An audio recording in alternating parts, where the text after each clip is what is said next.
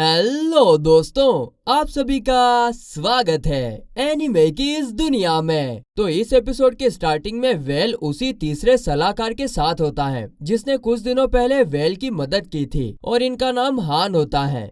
अब क्योंकि उन्होंने वेल की मदद की थी इसलिए वेल उनके लिए गिफ्ट भी लेकर आया था। और इसके बाद जब वे दोनों हंसते हंसते खी करते बात कर रहे थे तभी दरवाजा खोलकर एक सुंदर सी लड़की उनके लिए चाय लेकर आती है। जैसे कि लड़की देखने आए और फिर वो लड़की चाय लेकर आती कि नहीं आती, बिल्कुल वैसे ही। और ये लड़की हान की ग्रैंड डॉटर होती है जिसका नाम एलिजे है और इसे हमने एपिसोड 1 की स्टार्टिंग में देखा था। तो वही एलिजे को देखकर वेल उसे अपना इंट्रोडक्शन देता है। हेलो, मेरा नाम वेल है, तुम्हारा नाम क्या है? लेकिन तभी उसकी नजर एलिजे की आंखों पर पड़ती है जिससे उसे कुछ समझ में आता है। जिस पर हान कहते हैं कि अच्छा है कि तुमने नोटिस कर लिया, एलिजे के पास मैजिकल पावर है। दरअसल वो हीलिंग मैजिक का यूज कर सकती है। जिसे सुनकर वेल कहता है कि अच्छी बात है, तो शायद तुम चर्च में काम करती होंगी। जिस पर ग्रैंडपा यानी हान कहते हैं कि हाँ, वो चर्च में घायलों की मदद करती है जहाँ पर सब लोग उसे संत कहकर बुलाते हैं। तो वहीं आगे बातों बातों में हान कहते हैं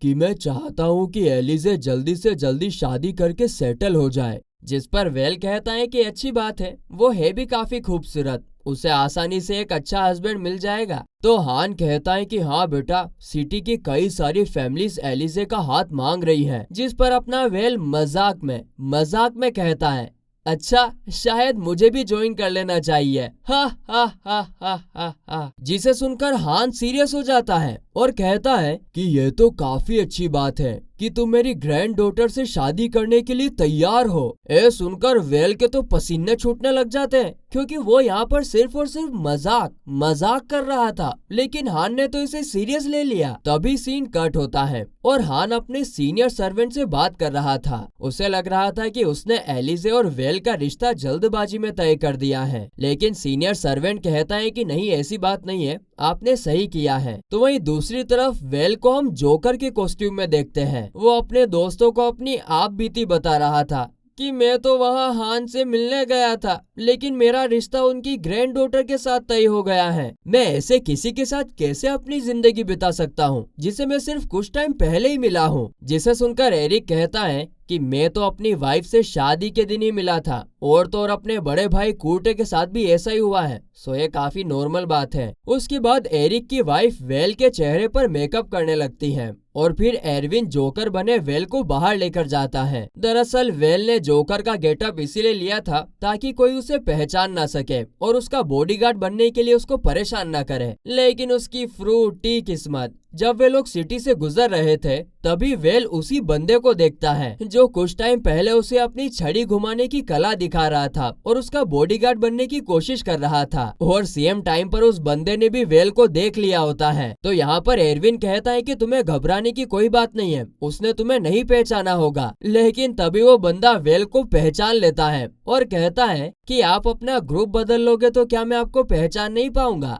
आपके दांत से मैंने आपको पहचान लिया है। अब उसकी बातें सुनकर आसपास के कई सारे लोग वेल को पहचान लेते हैं और उसको घेरने ही वाले थे कि तभी वेल टेलीपोर्टेशन मैजिक का यूज करके वहाँ से गायब हो जाता है। तो वहीं घर पर उसकी ऐसी हालत देखकर एरिक कहता है कि तुम्हें एक्चुअली में एक बॉडीगार्ड रख लेना चाहिए जो तुम्हारे लिए उन सभी लोगों को संभाल लेगा। जिसे सुनकर एरविन मजाक में कहता है कि अगर ऐसी ही बात है तो तुम मुझे अपना बॉडीगार्ड बना लो भैया। जिस पर वेल तुरंत हाँ कर देता है कि हाँ, तुम मेरे बॉडीगार्ड बन जाओ और कुछ काम से बाहर चला जाता है। ये आज हो क्या रहा है, सारी मजाक की बातों को लोग सीरियस ले रहे हैं, सार्कास्म में नहीं समझता कोई यार। तो वहीं एरविन को तो अभी भी यकीन ही नहीं हो रहा था कि उसे सच में इस उम्र में एक बॉडीगार्ड की जॉब मिल गई है, लेकिन ये सोचकर वो काफी ज्यादा खुश भी होता है। तो इधर वेल टेलीपोर्टेशन मैजिक का यूज करके सीधे एलिजे के घर के सामने अपीयर होता है, लेकिन बदकिस्मती से वो जिस विंडो के सामने अपीयर हुआ था वहाँ पर हान खड़े थे। अब वो उनकी नजरों से बचने के लिए वो तुरंत नीचे घास पर लेट जाता है और फिर इस वजह से हान को कोई शक नहीं होता है और वो वहाँ से चले जाते हैं। मगर तभी एलिजे उसे देखकर पूछती है कि आप यहाँ पर क्यों लेटे हुए हो? देखा, आप करके बुला रही है। आप आजकल की बंदियां आप करके बुलाती है, बिल्कुल नहीं। जिसे सुनते ही वेल तुरंत एलिजे को पकड़कर दूसरी तरफ लेकर जाता है। वो उसे छत पर लेकर आता है। अकेले में बात करने के लिए, क्योंकि उसे ना ये बात काफी अजीब लग रही थी कि पहली मुलाकात में उनका रिश्ता तय हो गया है। जिस पर एलिजे कहती हैं कि आपको ऐसा क्यों लग रहा है, मुझे तो लगता है कि ये काफी अच्छा अरेंजमेंट है। जिसे सुनकर वेल पूछता है कि अच्छा अरेंजमेंट, इससे तुम्हारा क्या मतलब है, और तो और तुम्हें मेरे बारे में कुछ पता भी नहीं है। जिस पर एलिजे कहती हैं कि ऐसी बात नहीं है, कैपिटल में ऐसा कोई भी नहीं है जो आपके बारे में ना जानता हो। द हीरोइक ड्रैगन स्लेयर, मैं तो काफी खुश हूँ कि मैं फ्यूचर में आपकी वाइफ बनने वाली हूँ। अब लड़की इतनी तारीफ कर दे, इतना सर पे चढ़ा दे, तो लड़कों के कोई मजाल जो वो ना पिघले। यहाँ पर अपना छोरा पिघल गया। वेल को इतनी अच्छी बातें सुनकर काफी ज्यादा अच्छा लगता है। यहाँ पर सीन कट होता है और हम लुइस और लीना को देखते हैं। उनके तो होश ही उड़े हुए थे। उन्हें यकीन ही नहीं हो रहा था कि वेल ने एरविन को अपना बॉडीगार्ड के रूप में रख लिया है, और इसीलिए वो दोनों भी वेल को अप्रोच करने के बारे में सोचती हैं। लेकिन यहाँ पर एरविन उनके इरादों पर पानी फेरते हुए कहता है कि अब ये मेरी जॉब है कि मैं बॉस के करीब किसी को भी ना आने दूं। लेकिन हाँ, मुझे भी कुछ जूनियर्स की जरूरत तो पड़ेगी, तो शायद मैं तुम लोगों को हायर कर सकता हूँ। जिस पर ये दोनों दूर जाकर खुसुर फुसुर करने लगती है।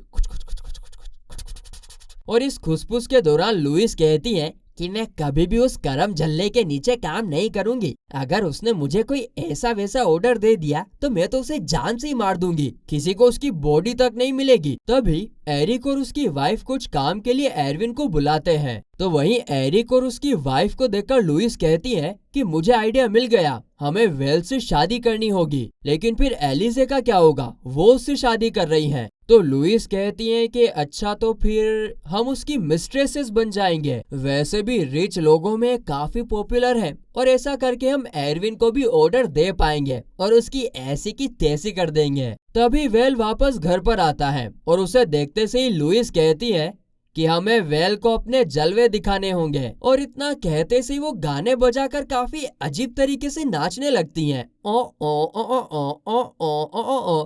देखने में तो ऐसा लग रहा था कि मानो कि ये कोई बंदरिया नाच रही हो। लेकिन वेल उस बिचारी को इग्नोर करके डिनर के लिए वहां से निकल जाता है, और ऐसे ही हमारी प्यारी लुइस का बहुत बड़ा पॉपट हो जाता है। तो फिर वही रात होने पर हम देखते हैं कि लुइस अपनी खरीदी हुई नई ड्रेसेस को काटकर छोटा करने में लगी हुई थी। उसे देखकर लीना कहती है कि मैं तुम्हारे जैसी एग्रेसिव कभी नहीं हो सकती। जिसे सुनकर लुइस कहती है कि नहीं, ऐसा नहीं है, शायद वेल की मिस्ट्रेस बनने के बाद मुझे एक चांस मिल जाए अपना स्कूल ओपन करने का, जहां मैं अपना स्टाइल सिखा सकूं, और इससे हो सकता है कि मेरी फैमिली भी मुझे रिकॉग्नाइज करे। जिसे सुनकर लीना कहती है, ओह वाह, मुझे माफ कर दो, मैंने तुम्हें गलत समझा, तुम सही कह रही हो, अब मैं भी अपना बेस्ट दूंगी। तभी लुइस उसे कुछ कपड़ों के टुकड़े देकर कहती हैं कि ये तुम्हारे लिए हैं, और जब लीना उसे खोलकर देखती है तो वो हद से कुछ ज्यादा ही छोटे निकलते हैं, और इसीलिए वो तुरंत इसे पहनने के लिए मना कर देती है। नहीं। तो वहीं हम देखते हैं कि खिड़की के बाहर से इन दोनों की चीखम चिल्ली की आवाज वेल सुन रहा होता है। तभी उसे वहां पर हान का सीनियर सर्वेंट आकर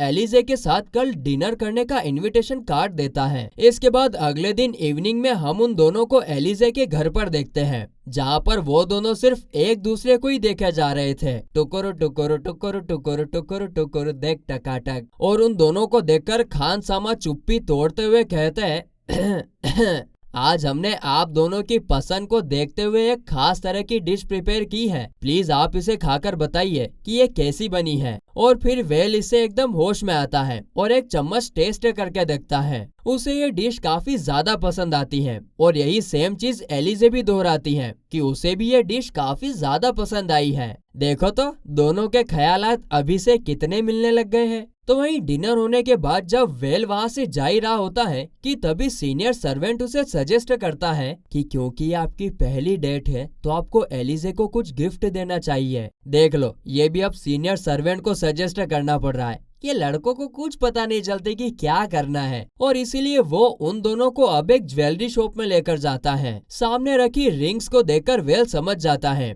कि हेड सर्वेंट चाहता है कि वो एलिजे के लिए एक एंगेजमेंट रिंग खरीदे। उन रिंग्स की कीमत 10 से 15 गोल्ड कॉइन्स के बीच में होती है, और इसे सुनकर एलिजे चुपके से वेल के कान में कहती है कि सुनो, आपको इतनी महंगी रिंग खरीदने की जरूरत नहीं है, जिस पर वेल कहता है कि कोई बात नहीं, उस अनडेड क्रिएचर को मारने पर मुझे काफी अच्छा खासा रिवॉर्ड मिला है। तभी उसकी नजर कोने में रखी एक रिंग पर पड़ती है, जो कि दिखने में बाकी रिंग्स के मुताबिक काफी ज्यादा सिंपल थी, मगर इसके बावजूद ओनर बताता है कि उस रिंग की कीमत 300 गोल्ड कॉइन्स है। और यह सुनकर वेल के तोते उड़ जाते हैं। लेकिन क्योंकि अब उसने उस रिंग को चूज कर ही लिया था, इसीलिए वो एलिजे के लिए उसे खरीद लेता है। तो वहीं घर जाते वक्त एलिजे कहती हैं कि वेल, आपको पता था ना कि इस रिंग में एक मैजिक स्टोन जड़ा हुआ है और इसीलिए आपने इसे खरीदा ताकि फ्यूचर में हमारा बॉन्ड और अच्छा हो सके। जिस पर वेल कहता है कि सच कहूँ तो ऐसा कुछ नहीं है,